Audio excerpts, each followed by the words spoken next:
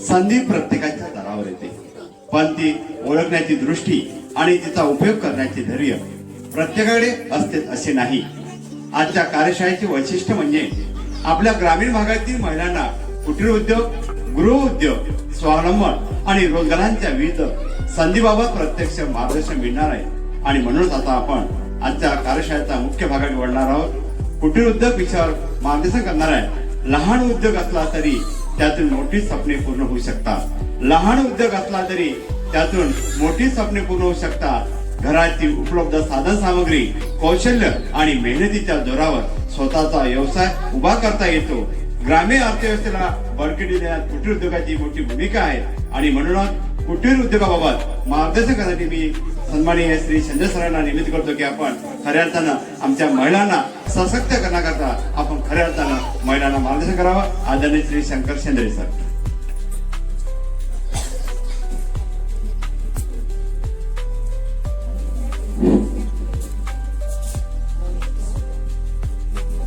राष्ट्रचिंतन,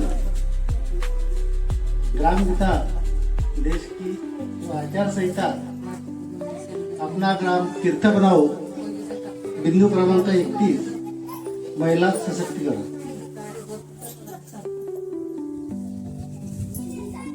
वंदनीय राष्ट्रसंत तुकडोजी महाराज आणि याच ज्यांनी सर्व लोकांच्या डोक्यातून रात्री कीर्तनाच्या माध्यमातून आणि दिवसा खराटा घेऊन ते घाण साफ केली, ते संत गाडगेबाबा आजच्या कार्यक्रमाचे अध्यक्ष डवरे साहेब, तसेच या ठिकाणी व्यासपीठावर मान्यवर उपस्थित बंधू आणि भगिनी, या ठिकाणी हा एक आगळ्या प्रकारचा कार्यक्रम, गर्दी फार कमी आहे. या ठिकाणी अजून वेगळा थोडासा कार्यक्रम असता तर कदाचित हे अजून डबल वाढवावं लागलं असतं. या ठिकाणी आपण जे आलो, आम्ही ग्रामगीतेच्या माध्यमातून या ठिकाणी आपला ग्रामतीर्थ बनावं. महाराजांनी ग्रामनाथ कोणाला म्हटलं तर शेतकऱ्यांना म्हटलं. प्रस्तावनेत महाराज लिहितात, जो खांद्यावर जो आपला नांगर झाले जो शेतकरी आहे त्यांना ग्रामनाथाची उपमा दिली आणि ग्रामगीता अर्पणच ग्रामनाथाला म्हणून शेतकऱ्यांना केली. अनेक लेखक झाले, अनेक कवी झाले, त्यांनी खूप काही साहित्य लिहिलं, अर्पण कोणाला तरी केलं. पण एकमेव असा योद्धा की याने हे आपल्याला ग्रामगीतेला दिलेले 41 अध्याय हे आपल्या राष्ट्रसंतांनी शेतकऱ्याला अर्पण केलं. आणि त्याचबरोबर ज्यावेळेस भारत पाक युद्ध झालं त्यावेळेस ते सीमेवर पण सैन्याला हिंमत द्यायसाठी गेले. असा एकमेव संत म्हणजे आमचा राष्ट्रसंत तुकडोजी महाराज. आणि याच धागा पकडून राजकुमारजी जयस्वाल साहेब हे आपलं काहीतरी कार्यक्रम आपले नियोजन 50 बिंदूवर त्यांचं चालू आहे. या माध्यमातून माझ्याकडे थोडंसं बोलण्याचं काम आलं आणि ते बोलण्याचं काम आलं तो विषय होता आमचा कुटीर उद्योगाचा. आम्हाला 150-200 वर्ष लागले इंग्रज पळवाले आमच्या देशातून, पण त्यांची काही विचारधारा आमच्यातून अजून पूर्णपणे निघाली नाही. त्यावेळेस त्यांना आखून देण्यासाठी एक असा मुद्दा होता का कच्चा माल मातीचा भाव आहे आणि त्यांच्या देशातून आणलेला 10 पटीने घ्यावे, हा एक उद्देश होता. त्यामुळे आमची लूट होते हे त्यावेळेस लोकांना माहित होतं. पण आजही तसंच आहे.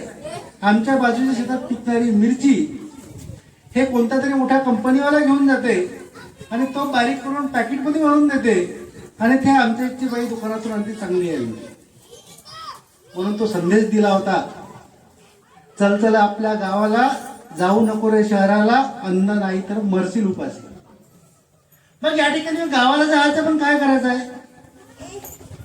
तुमचा देवावर विश्वास आहे सर्वांचा, तुमचा ग्रहावर विश्वास आहे, ताऱ्यावरही विश्वास आहे, धरतीवर विश्वास आहे. तुमचा इतर सर्व गोष्टीवर जर विश्वास असेल तर तुम्ही स्वतःवरच विश्वास नाही आहे तो ठेवा. का मी काहीतरी सिद्ध करण्याची वेळ आलेली आहे, मी काय आहे स्वतः हे मी सिद्ध करून दाखवीन. तुमच्या ज्या कला असेल, जे काही गुण असेल, काही कला शिकून घ्या आणि तुम्ही स्वतःला सिद्ध करा, स्वतःच्या पायावर उभे व्हा, पण कोणाचं तरी बोट पकडून नाही. स्वतः सिद्ध व्हा, स्वतःच्या भरोशावर. आणि म्हणून त्यासाठी आम्हाला गावाला यायचं, शहरात. आता या ठिकाणी आम्ही गावाला आल्यावर काय करणार आहोत? गावाला येऊ, शहर सोडू. मग या ठिकाणी आता आम्हाला शोधायचं आहे.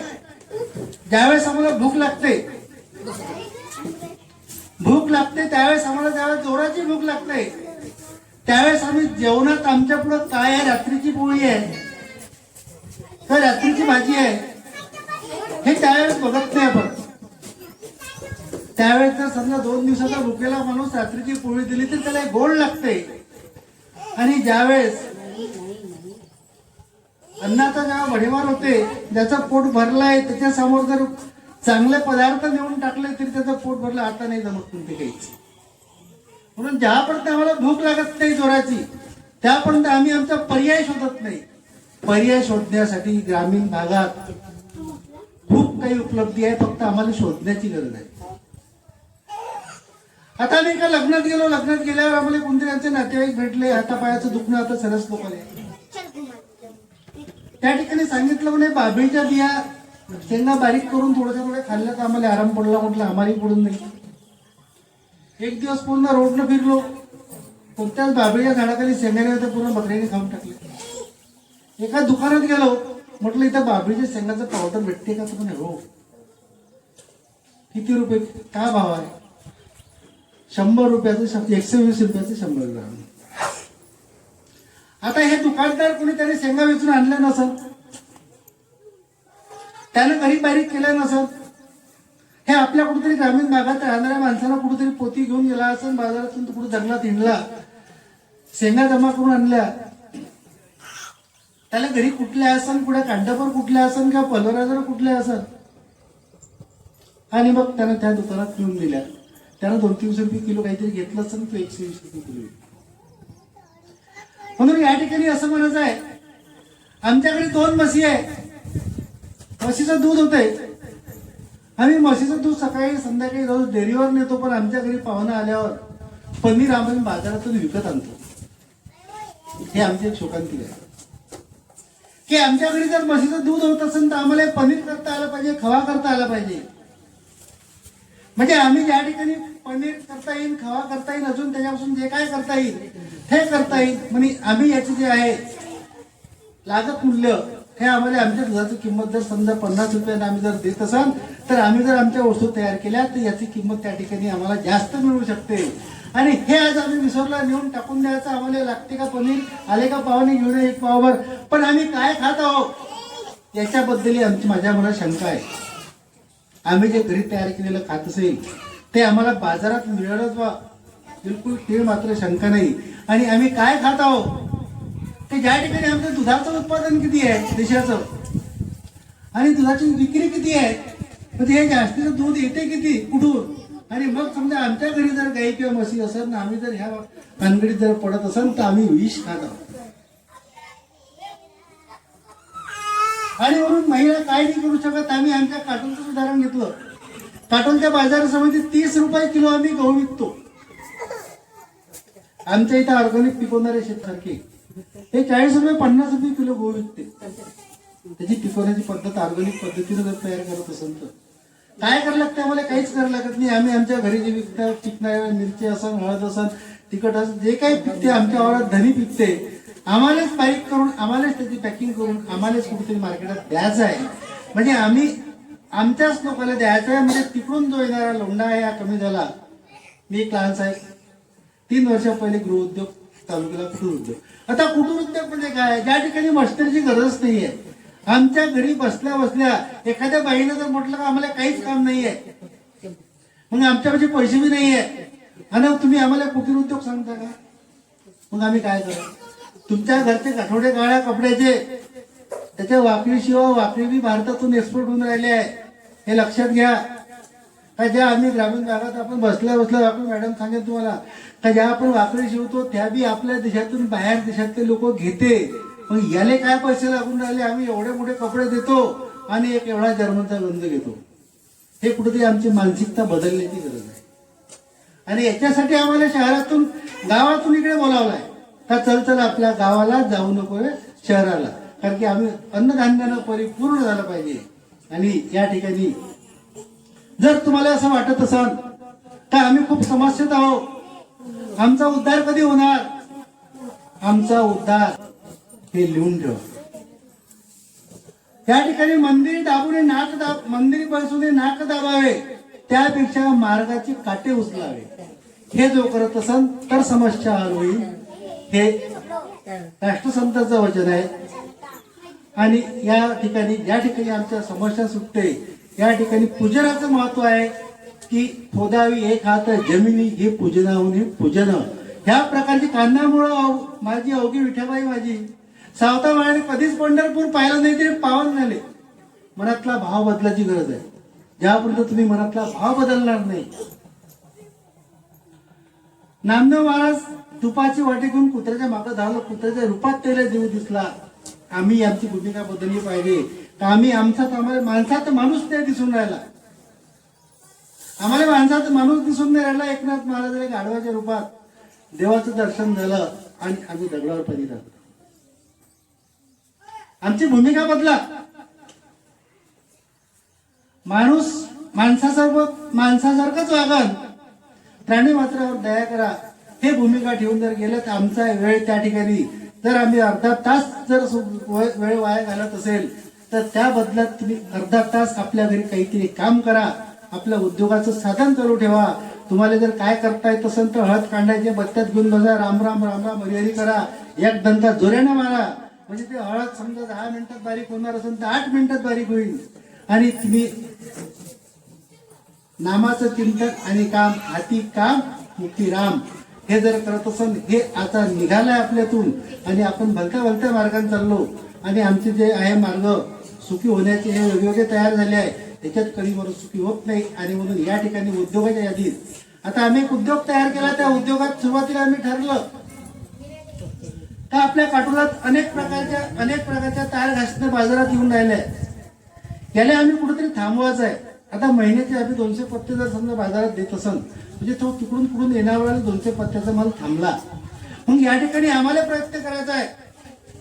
ह्या महिला प्रत्येक महिलेत कौशल्य आहे. एवढ्या जेव्हा समजा तुम्ही भाजी करून वांगे मसाला आणून दिला, एवढ्याली भाजी करा तर सरेजाची भाजी सारखी नाही होणार. मसाला आणून ठेवून द्या, प्रत्येकाला एक अर्धा किलोची भाजी रोज करायला लावा. प्रत्येकाच्या भाजीत काही ना काहीतरी फरक पडल, मसाल्यात फरक पडल. मसाल्यात साहित्य आणून द्या. रामबंधूचा इतिहास वाचा. एखाद्या बाईला जर चांगला मसाल्याचं कॉम्बिनेशन करता येत असेल तर तिनं पहिले आपल्या पुरता करा, थोडासा जास्त करा, शेजारीन बाईला विकत घेऊन द्या, लागते का ते घेऊन द्या. त्याच्यानंतर तिला दिल्यावर ते बी येते, दुसरी बी, अरे तुझ्या घरचा मसाला चांगला झाला म्हणून देतो बरोबर, थोडासा दे, पैसे दे. असं करता करता आम्हाला काय करता येत नाही याचा विचार करा. या ठिकाणी सुरुवात केली, असं झालं. खूप काही वाटलं की हे गुरुजी काय चाल करत होतं फालतूचा. नाही, शुभांगी ताई आमच्या घरी येते साहित्य खरेदी करायला, माहित आहे की सुरुवातीला आपण रोप हे एवढंसं झाड दिलं सत्कार करता नाही, पण ज्यावेळेस 4-5 वर्षाचं होईल, 10 वर्षाचं होईल तर याला येणार जे फळं फुलं हे खूप मोठे असतात. म्हणून सुरुवात लहानातून करा. तो एखादा विद्यार्थी असेल, त्याची एखाद्या वडिलाकडे मागणी राहते, मला कुठेतरी कॉम्प्लेक्स मध्ये मोठा घेऊन दे हॉल, मग तिथं मला दुकान टाकून दे. नाही, कोणत्याही गोष्टीची सुरुवात जर लहानातून जर केली असेल तर ही भविष्यात खूप त्याचा वटवृक्ष मोठा होते. आणि तो झालेला मोठा वटवृक्ष कोसळणं हे साधारण तुफान आंधी येईन तरी पोहोचत नाही. आणि एखाद्या मला जर तुम्ही झेप घेतली असाल तर ते लवकरच कळवर होते. म्हणजे या ठिकाणी महापुरा झाडे जाती, तिथे लवाणे राहती. म्हणून हे आहे त्याच्यात नम्रता. आपण सुरुवातीपासून आपण जे हेच खात तयार जे होतो, तर या ठिकाणी आम्ही उद्योग तयार केला. गुरुजीने कोणतं काम आहे, 2 पोरीचं आहे, मग हे रिकामं गुरुजी सोंग काय करते. पोरी आहे हा विषय नाही, शेती आहे गुरुजीकडे हा बी विषय नाही. आम्हाला लोकांना काम द्यायचं होतं. मी तयार केलेला माल बाजारात विकू शकलो असतो, व्यापारात देऊ शकलो असतो, मी नाही देणार. दाखवून द्यायचं आहे की माझ्या घरून जो विकणेवाला जो शुभांगीताई हजाऱ्यासारखे जे कोणी असन तर त्याने विकून त्या लोकांपर्यंत कमीत पैशात द्यावा, हे माझं ध्येय. त्याचा रोजगार उभा व्हावा. त्याच्यातून मला अल्पशा प्रमाणात काय होत असेल ते माझा अलग आहे, पण माझा उद्देशच मार्केटिंग करण्याचा, खूप मोठा होण्याचा, उद्योग खूप मोठा करण्याचा. माझी प्रेरणा घेऊन इतर लोकांनी पण तयार व्हावं. कधी का गुरुजीने हा उद्योग चालू केला तर आम्हाला हळद मिरच्याचा चालू करता आला पाहिजे. एखाद्याला असं वाटलं पाहिजे की नाही आमच्या इथे काय जे उपलब्ध साधन साहित्य आहे त्याचा आम्हाला उद्योग करता आला पाहिजे. आम्ही बाबळीच्या शेंगा विसून आणू, त्या ठिकाणी काळजी असून निंबाची साल जमा करू. एखाद्यानं 2-4 पायल्या काढून टाकलं, तो मंजन तयार करून तिकडे मी आपलं लवंग टाकून त्याच्यात कापून टाकून तो सांगा आमच्या घरचं मंजन घेऊन टाक. कालांतराने 10-5 घरी झालं तर नाही ह्या बाईच्या घरचं मंजन चांगलं होते, तिच्या दाताचं दुखणं बसलं. एखादा उद्योग असाही तयार होऊ शकते. म्हणून हे आमच्या डोक्यात काय येत नाही, आम्हाला प्रश्न पडला पाहिजे आम्ही काय करू शकतो, मी कुठं कमी आहे. म्हणून हे आम्हाला आता सिद्ध करण्याची वेळ आली आहे. प्रत्येकाने लक्षात ठेवायचं की नाही आम्हाला कोणी दिन आयतं दिलेलं टिकत नाही, हे असंच होऊन जाते पाण्यानं. म्हणून तुम्ही सिद्ध व्हा, आपल्याला स्वतःला सिद्ध करा. तुमच्यात काय कलागुण आहे, तुमचे कलागुण जे असन ज्याच्यात तुमचं प्रावीण्य असन त्याला विकसित करा. मग कोणीतरी आम्हाला आयतं देईन, मग आम्ही आयतं करू. याच्यात कधीही कोणत्याही सक्सेस स्टोरी आतापर्यंत जर वाचल्या असेल तर याच्यात हे कुठं आहे नाही.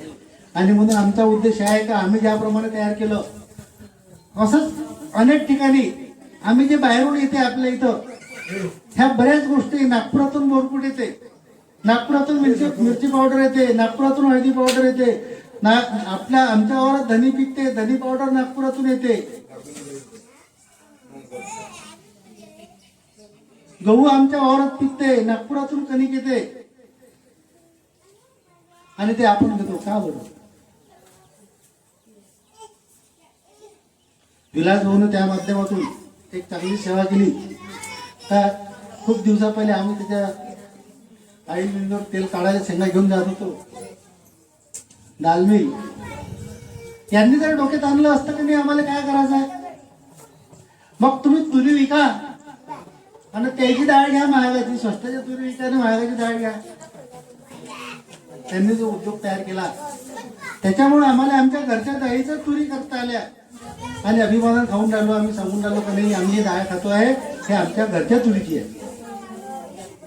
मग आम्ही ते कोणाच्या वावरातली कुठची डाळ आणतो हे आम्हाला माहितच नाही. त्याच्यात किती सोयाबीनची मिसळली आहे, किती वाटाण्याची मिसळली आहे हे माहित नाही. आणि म्हणून प्रत्येकाने ठाणून घ्या आज का आम्हाला काहीतरी करायचं आहे, आज करायचं आहे, उद्या करायचं आहे, आजपासून सुरुवात करायची आहे. आपल्या डोक्यात काहीतरी घ्या की मी मला सिद्ध करून दाखवायचं आहे.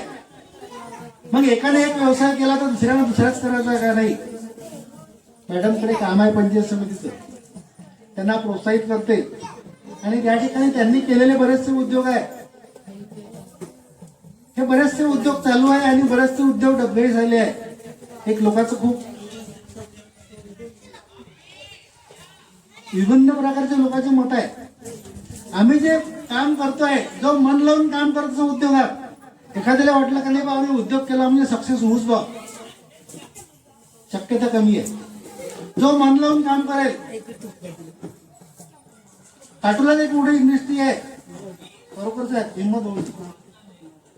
राजनी या गावातला लहानशा गावातला माणूस काटोलात आता अख्ख्या नागपूर जिल्ह्यात किती शेंगदाणे पुरवत येतो, कुठून शेंगा विकत आणते. सुरुवात त्याची लहानशी चक्की, राजनी या गावात लहानशी चक्की होती 10 खोली. नंतर एक मशीन आणली त्यांनी, कोणती दाणे बारीक करायची. एवढं त्या सुरुवात तिथून केली. तिथून आमच्याच गाडीत ते भाड्यानं नागपूरला जाणे पोहोचत होते. आज काटोलाच्या मार्केटात नागपूरपर्यंत बऱ्याचशा ठिकाणी किती मोठी जागा घेऊन किती मोठा व्याप वाढवला. म्हणजे हे कोणतीही गोष्ट मोठी एकाएकी होत नाही. म्हणून तुम्ही कुठेतरी लहानशा गोष्टीपासून सुरुवात करा. लहान गोष्टीपासून सुरुवात केलं तर हे गोष्ट उद्या परवा म्हणजे केव्हा आपले दिवस पालटत जाईल तेव्हापर्यंत मोठी होत जाईल. आणि या ठिकाणी आम्ही आत्मनिर्भर बनू. आत्मनिर्भर बना म्हटलं ना, परत नाही सरकारनं म्हटलं आत्मनिर्भर बना, आम्ही तुम्हाला देतो, असं देतो, तसं देतो, एवढं अनुदान, त्याच्यानं आत्मनिर्भर बनत नाही. सरकारचं फुकटचं भेटलं राहते, हे आम्ही खाऊन मोकळे होऊन जातो. परवाच्या दिवशी आमचे हात रिकामे राहते. मॅडम ही गोष्ट आहे. मग आम्ही त्या ठिकाणी तो माणूस नाही आहे, तिथे भूक लागणारा माणूस पाहिजे का, ज्याला भूक आहे का आम्ही काहीतरी करायची आहे, तोच माणूस त्या ठिकाणी होईल. नाही तर सरकारचं भेटते, हो सरकारचं भेटते आणि म्हणून ते जाणारा माणूस जरा मशिनी आणन, काही आणन, त्याचं लोन घेईन, कर्ज फेडन, डुबून टाकन आणि याच्यात माणूस यशस्वी होत नाही. कोणी असं सांगते आम्ही देऊन त्याच्यातही यशस्वी होत नाही. म्हणून सरकार आत्मनिर्भर नाही करू शकत. तुमची खरंच मनातून भूक असन, तुमची इच्छाशक्ती जर असेल आत्मनिर्भर बनायची, तरच सरकारने मिळलेल्या पैशाचा तुम्हाला फायदा होईल. नाही तर आतापर्यंत जे आमचे उदाहरण आहे पाहिलेले का असेच बंद झाले. आणि म्हणून या ठिकाणी आमचा जो वेळ खर्च जो होतो, हा वेळ सद्गुणी कसा लागला पाहिजे. सकाळीपासून आमचं एक रुटीन पाहिजे. आम्ही या ठिकाणी जर रिकामं बसलो असतो तर राजकारण म्हणून सांगितलं का नाही मॅडम वाटा करत होतो. रिकामं बसल्यापेक्षा आम्ही कोणतं तरी काम जर करत असेल तर काय वाईट आहे. ते आमचं रिकामं जर बसलाय त्यावेळेस आमचा वेळ जर आमच्या कामी लागत असेल तर तो आमचा सत्कार नाही लागला, हे एक आमची पूजा आहे असं मानणाऱ्यापैकी एक आहे. जर समजा म्हणत असेल का नाही बा या देवावर जाऊन त्याला जर 3 गुंड पाणी टाकून दिलं आणि तिथं खूप वेळ बसला, हे आमच्यासाठी पूजा नाहीये. म्हणून सांगितलं मंदिरी बसून नाक दाबावे त्यापेक्षा मार्गाचे काटे उचलावे. जर रस्त्याने चालणाऱ्या माणसाचं जर एखाद्या काटे जर उचलले आपण तर येणाऱ्या माणसाने तो बोसणारा काटा बोसणार नाही. म्हणजे ते एक प्रकारची आमच्या हातून झालेली सेवा राहील. म्हणून काय सेवा करता येईल आम्हाला, म्हणजे हेच खरी पूजा आहे. आणि आमचा वेळ जास्त कुठं इतरत्र न जाता आमच्या भल्यासाठी, आमच्या कुटुंबाच्या भल्यासाठी, आमच्या कुटुंबाबरोबर आमच्या समाजाच्या भल्यासाठी, आमच्या गावाच्या भल्यासाठी ह्या कसा आम्हाला वापरता येईल आणि जे आमच्या इथं उपलब्ध साधन सामुग्री आहे याच्यापासून आम्हाला काय नवीन तयार करता येईल याच्यावर जर आम्ही फोकस जर केलं तर एक चांगलं होईल. या ठिकाणी इथं येण्याचं कारण बहुतेक क्षेत्र वेगळं आहे, माझं क्षेत्र वेगळं आहे. जर समजा आमचं जर लोक खरंच जागरूक असते तर डवरे साहेबांनी चुपचाप बसूच दिलं नसतं. 10 लोक आले असते, साहेब तुम्हाला माहिती आहे मला सांगा इथं कोणता फवारा मारू, तुम्ही एवढे अधिकारी होते एमएससी झाले सांगा काय करू. साहेब खरी गोष्ट आहे. म्हणजे या ठिकाणी जर आमच्या इथं जो माणूस सांगणारा तयार आहे त्याच्याविषयी वेळ आहे, पण समजा आमच्या लोकांची मानसिकताच नाहीये हे आम्ही कसं केलं पाहिजे. त्या ठिकाणी एखाद्या माणसानं काही सांगितलं यानं काय केलं ते मला करू नाही. तुम्ही स्वतःला सिद्ध करा, मार्गदर्शन घ्या. कृषी बाबतीत काही मार्गदर्शन, एखाद्या म्हणजे शेती आहे तुम्हाला काही एखादा प्लॅन टाकायचा आहे त्या शेतीत, डवळे साहेब केव्हाही तयार आहे, इथं नेहमीच येत असतात. मार्गदर्शन घ्या ना, त्याच्या वेळेचा उपयोग करा ना. हे नाही गेले 2 दिवस वावरात तर चालते, त्याचा वेळ खर्च करा तुम्ही. विलास भाऊला विचारा काय अडचण असेल तर सांगते. काही छोट्या मोठ्या अडचणी असेल तर आमच्यासोबत चर्चा करा, आम्ही सांगतो. आणि आमचा उद्योग कसा उभा होईल. मग तुमच्या पुढे प्रश्न येईल का आम्ही समजा केलेला उद्योग, आम्ही केलेली समजा या ठिकाणी राजकुमार भाऊन पलोरा जर लावून दिलं, मग तुम्ही 10 किलो मिरची बारीक केले, मग हे आम्ही विकू कुठं. दुकानात जायचंच नाही. तुम्ही दुकानात नेऊन द्या, तो तुमच्यापासून कमी भावात घेईन ना तर तुमच्या शेजाऱ्याला जास्त पैशात देईल. तुम्ही तुमच्या शेजाऱ्याला B2B चालू द्या. म्हणजे तुमचं अशा प्रकारचं जर समजा कॉम्बिनेशन असेल तर तो शेजारी खुश होईल की नाही हे आम्हाला कमी पैशात मिळत आहे. आणि म्हणून दुकानदाराच्या वाटीत जायचं नाही. इथं जर उद्या अखिल कांडप लावून दिलं राजकुमार भाऊनं सांगायचं आहे का हे बारीक करायचं, विचार मग हे मोठ्या दुकानात घेईन का, त्याचा विचारच करायचा नाही.